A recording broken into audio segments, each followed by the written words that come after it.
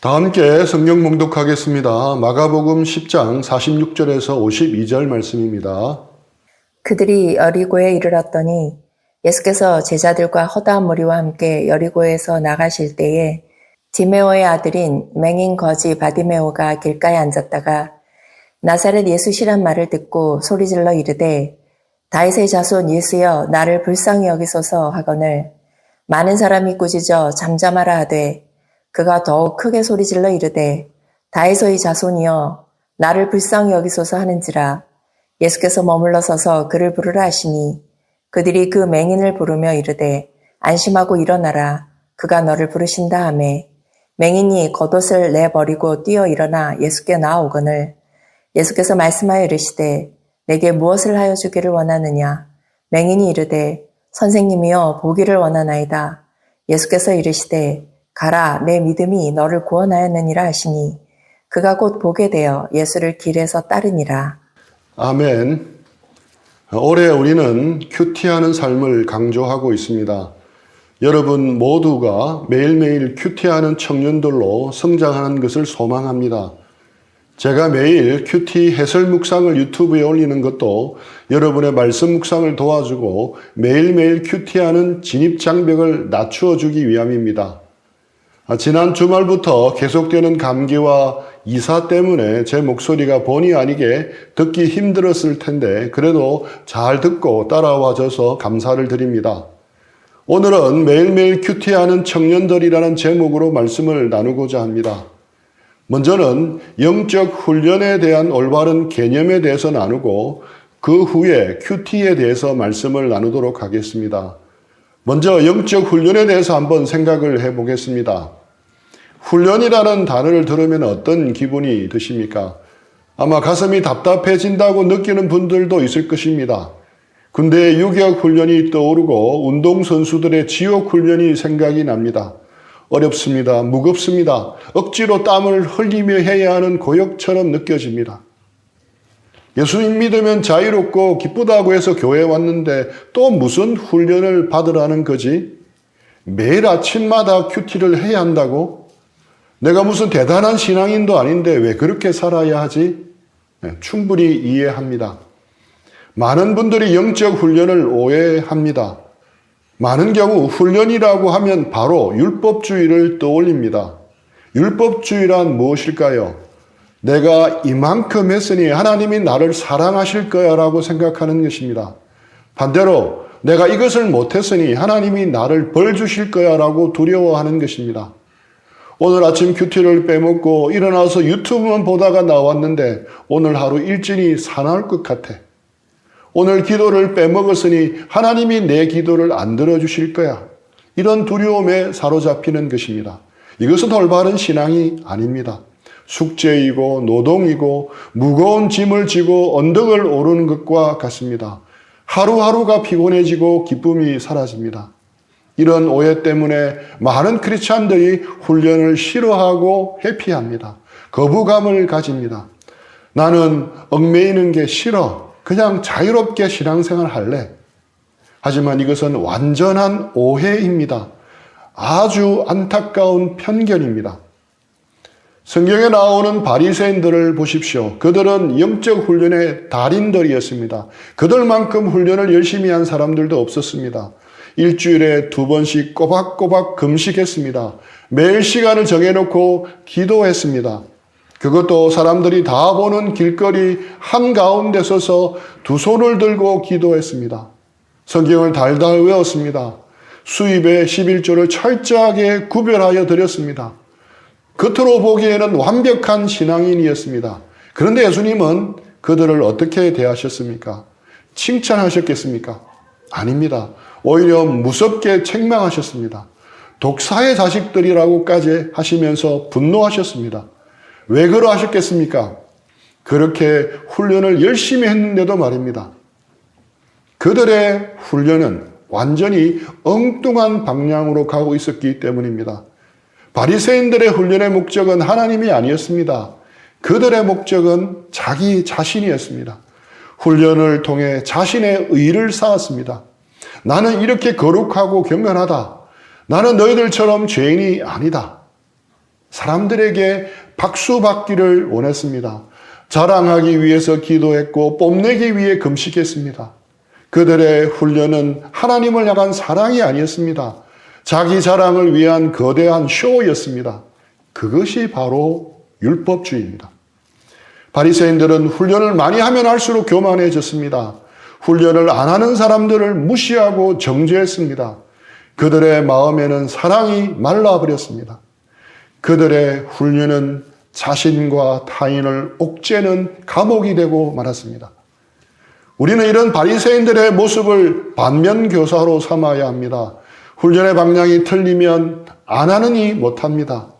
그렇다면 올바른 영적 훈련이란 도대체 무엇이겠습니까? 우리는 왜 훈련을 해야 하겠습니까? 영적 훈련이라는 책에서 도널드 휘트니 목사님은 아주 분명하게 개념을 잡아줍니다. 영적 훈련은 율법주의가 아닙니다. 영적 훈련은 우리를 올가매는 사슬이 아닙니다. 대신 영적 훈련을 가리켜 은혜의 수단이라고 불렀습니다. 은혜의 수단. 이 말이 무슨 뜻이겠습니까? 기독교의 핵심은 은혜입니다. 은혜는 값없이 주시는 하나님의 선물입니다. 우리가 돈을 주고 살 수 없습니다. 우리가 노력해서도 얻어낼 수도 없습니다.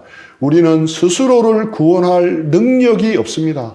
우리는 아무리 발부둥 쳐도 스스로를 거룩하게 만들 수 없습니다.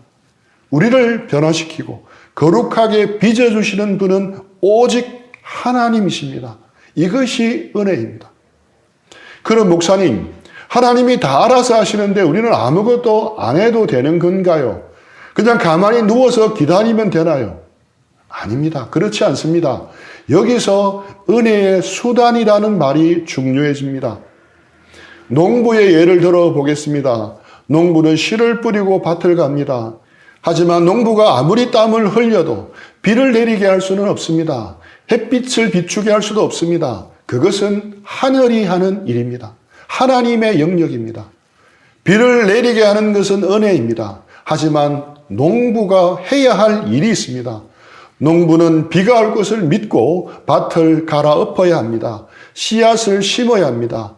그리고 비가 내렸을 때 물이 잘 고일 수 있도록 수로를 파고 고랑을 내어야 합니다. 만약 농부가 비는 하늘이 내리는 거니까 난 잘래 하고 밭을 방치한다면 어떻게 되겠습니까? 정작 단비가 쏟아져도 밭은 물을 머금지를 못합니다. 잡초만 무성해질 것입니다. 영적 훈련이 바로 이와 같습니다. 우리가 큐티를 일주일 동안 했다고 해서 갑자기 성자가 되는 것은 아닙니다. 우리가 10분 기도한다고 해서 당장 하늘문이 열리는 것도 아닙니다. 큐티, 성경 읽기와 기도 자체가 우리를 변화시키는 요술지팡이가 아닙니다. 그렇다면 우리는 왜 기도하고 말씀을 읽습니까? 바로 하나님의 은혜가 지나가는 길목에 나 자신을 갖다 놓는 것이기 때문입니다. 이것이 훈련입니다. 비가 내릴 때 내 영혼이 그 비를 흠뻑 맞을 수 있도록 내 영혼의 밭을 기경하는 것입니다. 하나님의 은혜가 흘려 들어올 수 있도록 내 삶의 수로를 파는 작업입니다. 소경 바디메오의 이야기를 생각해 보십시오. 그는 앞을 보지 못하는 거린이었습니다. 그에게는 자기 눈을 뜰 능력이 1%도 없었습니다. 그는 절대적으로 무능력했습니다. 그런데 어느 날 예수님이 자기가 있는 동네를 지나가신다는 소식을 듣습니다. 그때 바디메오가 어떻게 했습니까? 그는 가만히 앉아있지 않았습니다. 길가에 주저앉아 목청껏 소리를 질렀습니다. 다윗의 자손 예수여, 나를 불쌍히 여기소서. 사람들이 시끄럽다고 조용히 하라고 꾸짖었습니다. 그래도 그는 포기하지 않았습니다. 더 크게 소리를 쳤습니다. 다윗의 자손 예수여, 나를 불쌍히 여기소서. 세리 삭개오를 보십시오. 그는 키가 아주 작았습니다. 게다가 사람들에게 친일파처럼 매국노라고 미움받는 세리였습니다. 예수님이 오셨다는 소식에 달려나갔지만 인파에 가려 예수님을 볼 수가 없었습니다. 그때 삭개오가 어떻게 했습니까? 아유, 키 작은 내 팔자야 하고 집으로 돌아갔습니까? 아닙니다. 그는 체면을 다 버렸습니다. 어련의 체면에 남들이 손가락질하는 세리가 돌무화과 나무 위로 기어 올라갔습니다. 예수님을 단 한 번이라도 보기 위해서였습니다. 여기서 한번 잘 생각해 봅시다. 바디메오가 소리를 지른 것 자체가 그의 눈을 뜨게 했습니까? 아닙니다. 삭개오가 돌무화과 나무에 올라간 행동 자체가 그를 구원했습니까? 아닙니다. 눈을 뜨게 하신 분은 예수님입니다. 구원을 베푸시는 분도 예수님입니다. 하지만 바디메오와 삭개오는 자신이 할 수 있는 최선을 다했습니다. 은혜를 베푸시는 예수님이 지나가시는 바로 그 길목에 자기 자신을 던져 놓았습니다. 길가에서 소리를 지르는 것, 돌무화과 나무 위로 올라간 것, 이것이 바로 그들의 영적 훈련이었습니다. 자신을 은혜의 자리에 노출시키는 행위였습니다. 결국 그들은 어떻게 되었습니까? 예수님의 시선이 그들에게 머물렀습니다. 바디메오는 눈을 떴고 삭개오의 집에는 구원이 임했습니다. 우리의 영적 훈련도 이와 똑같습니다. 우리가 아침에 졸린 눈을 비비며 큐티를 하는 것은 무엇입니까? 그것은 삭개오처럼 영적인 돌무화과 나무에 기어 올라가는 것입니다. 주님, 제가 주님을 보기 원합니다. 우리가 피곤한 몸을 이끌고 예배의 자리에 나와 앉아 있는 것은 무엇입니까? 그것은 바디메오처럼 은혜의 길가에 주저앉아 소리를 지르는 것입니다. 주님, 저를 불쌍히 여겨 주십시오. 우리가 훈련을 한다고 해서 당장 완벽해지지는 않습니다. 여전히 넘어지고 여전히 실수합니다. 하지만 우리가 말씀과 기도의 자리, 은혜의 길목을 지키고 있을 때 하나님은 반드시 우리를 찾아오십니다. 우리가 파놓은 그 작은 순종의 수로를 타고 하나님의 놀라운 은혜가 폭포수처럼 흘러 들어올 것입니다. 그러니 훈련을 오해하지 마십시오. 훈련은 율법주의가 아닙니다. 점수 따기가 아닙니다. 훈련은 사랑하는 주님을 만나기 위해 약속 장소로 나가는 것입니다. 또한 훈련은 우리를 얽매는 부자유가 아닙니다. 오히려 참된 자유를 주기 위한 필수 과정입니다. 악기를 배워보신 적이 있습니까? 기타를 처음 배울 때를 생각해 보십시오. 손가락 끝에 물집이 잡힙니다. 굳은 살이 베길 때까지 아픕니다. 코드 하나 잡는데도 쩔쩔맵니다. 매일매일 지루한 음계 연습을 반복해야 합니다. 정말 속박 같고 감옥 같습니다. 때려치우고 싶습니다. 하지만 그 지루하고 고통스러운 훈련의 시간을 견디고 나면 어떻게 됩니까? 어느 순간 악보만 보면 손가락이 알아서 움직입니다. 자기가 부르고 싶은 어떤 노래든 마음껏 연주할 수 있습니다. 무대 위에서 눈을 감고 온몸으로 음악을 타며 연주하는 거장들을 보십시오. 그들은 완벽하게 자유롭습니다.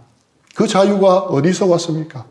수십 년간 자신을 악기 앞에 묶어 두었던 혹독한 훈련에서 온 것입니다. 훈련의 대가를 지불하는 사람만이 참된 연주의 자유를 누립니다. 영적인 훈련도 완벽하게 똑같습니다. 훈련을 하지 않는 신앙인은 얼핏 보면 자유로워 보입니다. 내 마음대로 주일 예배에 빠지고 큐티도 안 하고 기도도 안 하고 편하게 삽니다. 하지만 영적인 위기가 찾아오면 어떻게 됩니까? 작은 고난 앞에서도 벌벌 뜹니다. 세상의 유혹 앞에 무기력하게 무너집니다. 죄의 노예가 됩니다. 두려움의 노예가 됩니다. 그것은 자유가 아니라 방종이며 영적인 속박입니다. 그러나 영적 훈련을 꾸준히 한 사람은 다릅니다. 처음에는 매일 성경 읽고 기도하고 큐티하는 시간이 얽매이는 것처럼 보입니다. 남들 놀 때 기도해야 하니 손해보는 것 같습니다.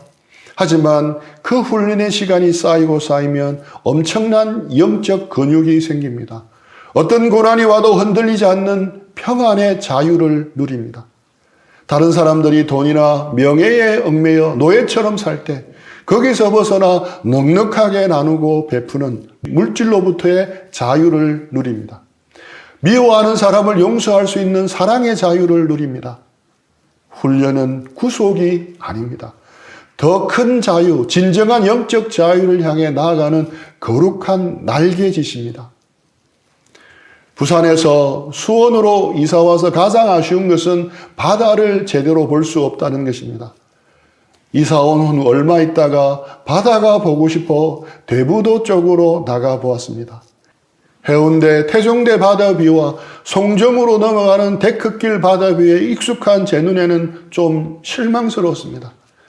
해운대를 바라본 사람은 서해안 뻘바다에 만족할 수가 없습니다. 태양을 바라본 사람은 촛불에 결코 만족할 수 없습니다. C.S. 루이스도 동일한 맥락에서 다음과 같이 말합니다. 현대 성도들이 갖고 있는 문제는 너무 많은 것을 사랑하기 때문이 아니다. 하나님의 사랑을 충분히 알지 못하고 사랑받지 못했기 때문이다. 우리가 정말 하나님의 사랑을 안다면, 그분이 어떤 분인가 정확히 인식한다면 우리는 다른 데 눈을 돌리지 않을 것이라고 주장합니다. 폭삭소가수다 드라마 속의 애순의 어머니 광례는 제주 해녀입니다. 아이들을 굶기지 않기 위해 매일 차갑고 거친 바다로 뛰어듭니다. 가슴이 터질 듯한 숨병의 고통을 참아냅니다. 내 딸만큼은 험한 일을 겪지 않게 하려고 애씁니다. 삶의 무게를 악착같이 견뎌냅니다. 어릴 적 애순이는 어머니를 온전히 이해하지를 못했습니다. 때로 어머니가 투박하고 억척스러워 보이기도 했습니다. 서운하기도 했습니다. 그 이유는 간단했습니다.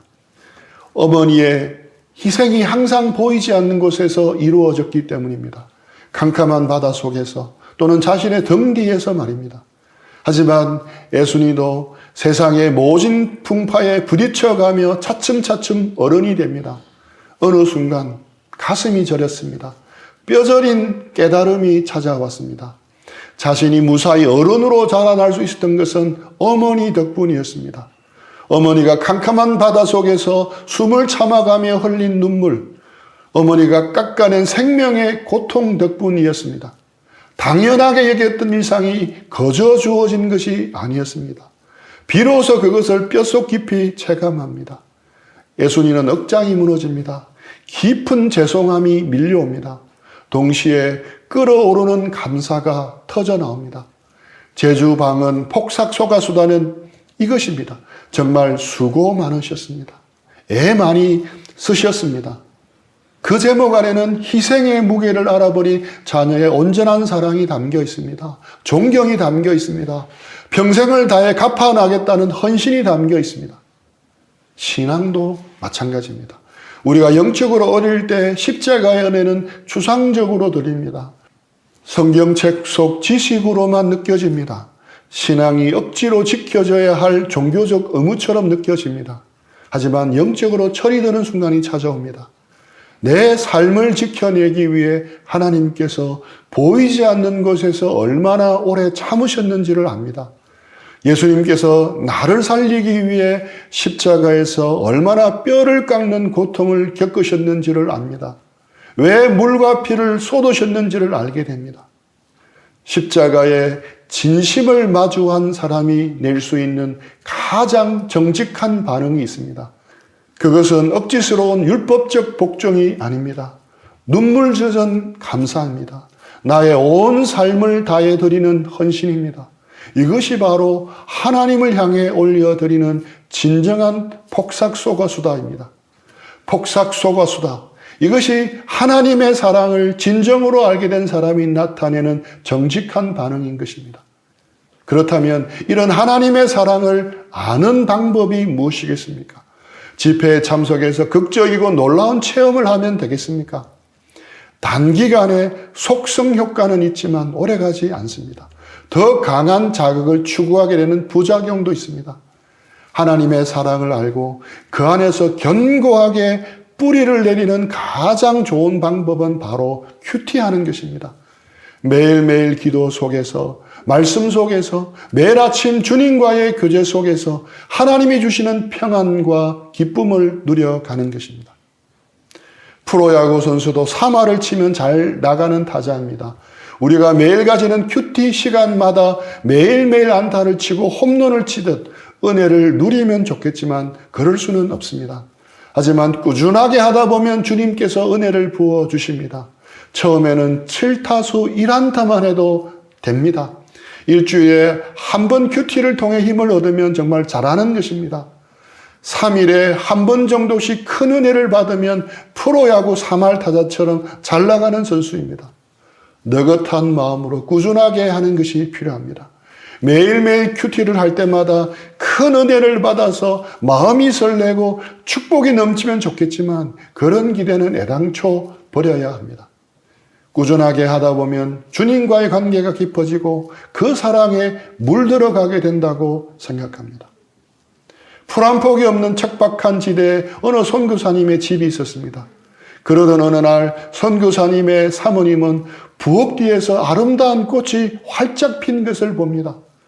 불모의 지도에 어떻게 꽃이 피었을까 생각해 보니 그 이유를 알게 되었습니다. 사모님은 설거지한 물을 매일 뒤뜰에 같은 장소에 버리셨다고 합니다. 늘 같은 장소에 물을 버리자 먼지 나는 마른 땅이 물기를 먹은 토양으로 바뀌었고 그곳에 씨앗이 날아와서 기적 같은 꽃이 핀 것입니다. 콩나물 시루에 물을 부으면 물은 그냥 또로로 소리를 내며 아래로 흘러내립니다. 부으면 붓는 대로 그 자리에서 물은 모두 아래로 빠져나가 버립니다. 아무리 물을 주어도 콩나물 시루는 밑 빠진 독처럼 물이 고이는 법이 없습니다. 물은 어디론가 빠져나가 버립니다. 그런데 어느새 콩나물은 그 물기로 넉넉하게 자랍니다. 콩나물 시루에 빼곡히 자란 콩나물을 보십시오. 물이 모두 헛되이 흘러내린 줄 알았는데 물은 결코 헛수고를 한 것이 아니었습니다. 어디 콩나물뿐이겠습니까? 우리도 마찬가지입니다. 10년, 20년, 30년 동안 우리는 수많은 음식을 먹었습니다. 하지만 무슨 음식을 먹었는지 구체적으로 기억이 나지 않습니다. 그러나 우리가 먹었던 음식이 지금 우리의 뼈와 살을 이루고 있는 것입니다. 신앙도 그렇습니다. 큐티도 그렇습니다. 매주 드리는 예배와 설교, 매일 아침마다 하는 큐티가 당시에는 은혜스럽지 못한 경우가 있습니다. 나는 다른 사람들의 관계 때문에 힘들어하는데 그날 큐티 본문은 돈에 대한 말씀일 수도 있습니다. 그렇다면 가슴 깊이 와닿기가 쉽지 않을 것입니다. 이런 과정이 반복될 수도 있습니다. 그러나 하나님의 말씀은 꾸준하게 우리 영혼에게 계속 스며듭니다. 그러다가 결정적인 시기에 그때 당시에는 크게 와닿지 않은 말씀들이 팝콘 터지듯 떠올라 우리의 길을 비추어 주는 것입니다. 바로 이것이 신비입니다. 이렇듯 꾸준한 큐티하는 훈련을 쌓아가면 어느덧 산같은 믿음으로 자라게 됩니다. 병균을 이기는 길은 평상시 면역력을 강화시키는 것입니다. 김밥 파는 할머니가 맛집으로 소문이 나서 수억을 모으고 건물주가 되는 방법, 코올리게 소년이 세계적인 선수로 그라운드에 서는 방법, 라면만 끓일 줄 알았던 풋내기 주방장이 인류 음식점의 주방장이 되는 법, 그 모든 것에는 공통점이 있습니다. 바로 매일매일 반복하는 성실한 연습 때문입니다. 하루는 약해 보입니다. 하지만 하루가 모인 매일은 강합니다. 하루의 물방울은 미약할지 몰라도 매일의 물방울은 바위를 뚫습니다. 기적은 매일의 연습 속에 숨어 있는 법입니다. 하루의 큐티는 약해 보일 수 있습니다. 하지만 하루가 모인 매일의 큐티는 강합니다. 하루의 큐티는 미약해 보일지 몰라도 매일의 큐티는 태산같이 버티고 있는 우리 마음속 우상을 뚫고 쪼갤 수가 있습니다. 우리 모두 올 한 해 동안 큐티를 더 힘쓰고 훈련하고 배우고 큐티를 통해 더욱 하나님의 사랑을 누리게 되기를 축복합니다. 매일매일 큐티하는 청년들 다 되시기를 축복합니다. 태양을 바라본 사람은 촛불에 결코 만족할 수가 없듯이 우리 모두가 하나님의 사랑을 가슴으로 알아나가 하나님을 향해 폭삭 쏘가수다라고 외치며 하나님만 더욱 사랑하게 되기를 축복합니다. 우리 들은 말씀 생각하면서 기도하고 적용하는 시간 가지겠습니다.